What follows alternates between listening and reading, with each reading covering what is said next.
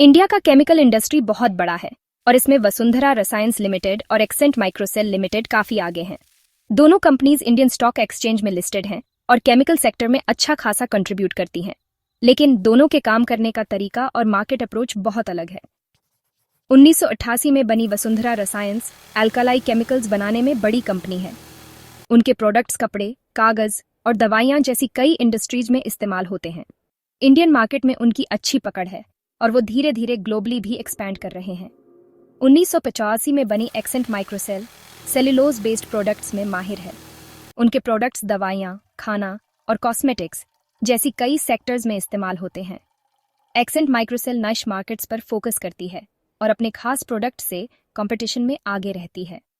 दोनों companies chemical industry में काम करती हैं, लेकिन उनके प्रोडक्ट्स और स्ट्रैटेजी अलग अलग सेगमेंट्स के लिए हैं। यही हमारे एनालिसिस का मेन पॉइंट है, जहां हम उनके financial performance, business model, risks और इन्वेस्टमेंट अपील को देखेंगे।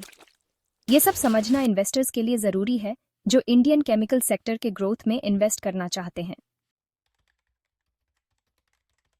इन्वेस्टमेंट के लिए कंपनीज कंपेयर करते वक्त फाइनेंशियल परफॉर्मेंस सबसे जरूरी है। वसुंधरा रसायन्स और एक्सेंट माइक्रोसेल के कुछ की मैट्रिक्स देखते हैं। सबसे पहले रेवेन्यू ग्रोथ। वसुंधरा रसायन्स का रेवेन्यू ग्रोथ पिछले कुछ सालों में स्टेडी रहा है, क्योंकि उनके अल्कली केमिकल्स की डिमांड हमेशा रहती है। एक्सेंट माइक्रोसेल का ग्रोथ भी हुआ है, लेकिन निश मार्केट्स पर डिपेंड होने की वजह से थोड़ा फ्लक्चुएट करता है। अगला, return on equity, ROE. Vasundhara Rasayans का आरओई ज्यादा है, मतलब वो शेयर होल्डर्स के इन्वेस्टमेंट से अच्छा प्रॉफिट बनाते हैं। एक्सेंट माइक्रोसेल का आरओई कम है, लेकिन फिर भी अच्छा है, जो उनके प्रॉफिटेबल ऑपरेशंस दिखाता है। अब return on capital employed, ROC. ROE की तरह वसुंधरा रसायन्स का आरओसीई भी ज्यादा है, मतलब वो कैपिटल का इस्तेमाल प्रॉफिट बनाने में अच्छा करते हैं।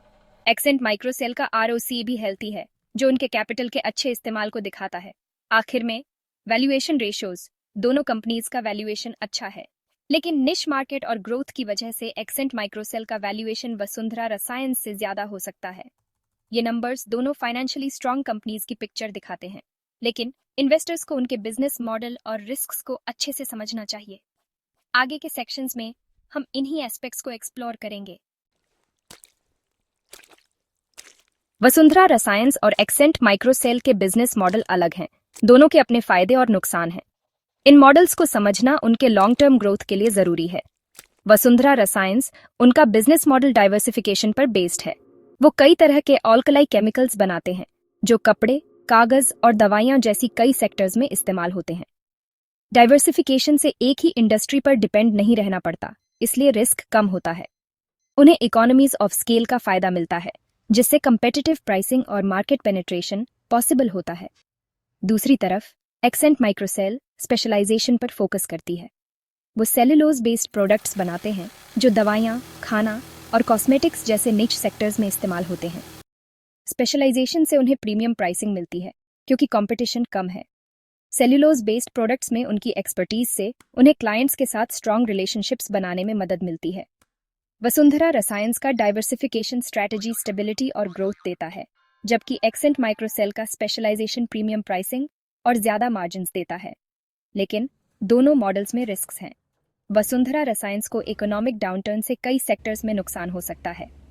निश मार्केट पर फोकस होने की वजह से एक्सेंट माइक्रोसेल को उन स्पेसिफिक मार्केट्स में फ्लक्चुएशन से नुकसान हो सकता है। केमिकल इंडस्ट्री में चैलेंजेस हैं।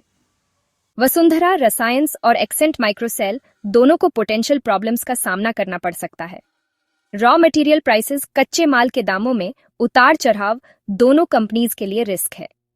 वसुंधरा रसायन्स के डिफरेंट प्रोडक्ट्स के लिए अलग अलग रॉ मटेरियल्स इस्तेमाल होते हैं, इसलिए उन पर अलग अलग इम्पैक्ट हो सकता है। एक्सेंट माइक्रोसेल स्पेसिफिक सेल्यूलोज सोर्सेज पर डिपेंड करती है, इसलिए प्राइस वॉलेटिलिटी से उन्हें ज्यादा नुकसान हो सकता है। फिर कंपटीशन। केमिकल इंडस्ट्री में कंपटीशन बहुत ज्यादा है, इंडिया में और ग्लोबली भी। वसुंधरा रसायन्स को बड़ी केमिकल कंपनीज से कंपटीशन मिलती है। एक्सेंट माइक्रोसेल को निश मार्केट्स में स्पेशलाइज्ड प्लेयर्स से कंपटीशन मिलती है। दोनों कंपनीज को इनोवेट करते रहना और कॉस्ट कम रखना जरूरी है। आखिर में एनवायरमेंटल रेगुलेशंस, पर्यावरण के नियम और सख्त होते जा रहे हैं। दोनों कंपनीज को सस्टेनेबल प्रैक्टिसेस में इन्वेस्ट करना और एनवायरमेंटल नॉर्म्स फॉलो करना जरूरी है। ऐसा न करने पर पेनल्टीज और रेप्यूटेशन को नुकसान हो सकता है। इन रिस्क्स को मैनेज करना ग्रोथ के लिए जरूरी है।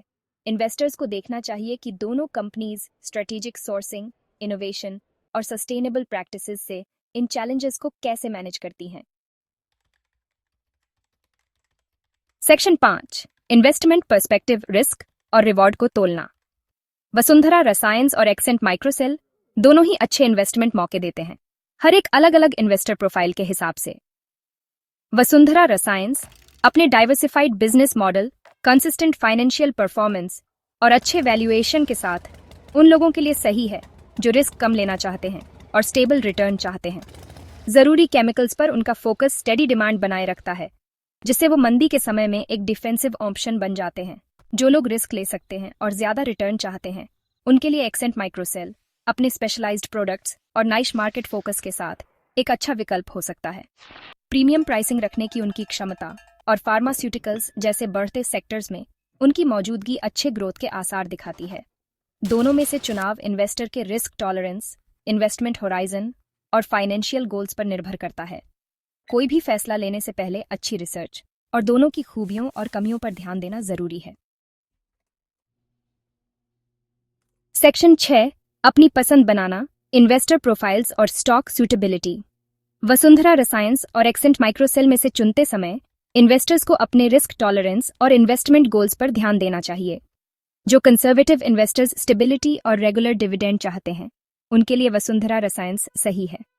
उनकी मार्केट में अच्छी पकड़ और डाइवर्सिफाइड पोर्टफोलियो सुरक्षा का एहसास देते हैं।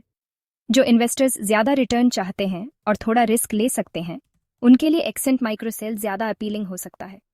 ग्रोथ पोटेंशियल वाले नाइश मार्केट्स में उनका स्पेशलाइजेशन इस इन्वेस्टमेंट स्टाइल के साथ मेल खाता है। दोनों कंपनीज जो बढ़ाते हुए इंडियन केमिकल इंडस्ट्री में अपनी जगह बना चुकी हैं, लॉन्ग टर्म ग्रोथ का पोटेंशियल रखती हैं।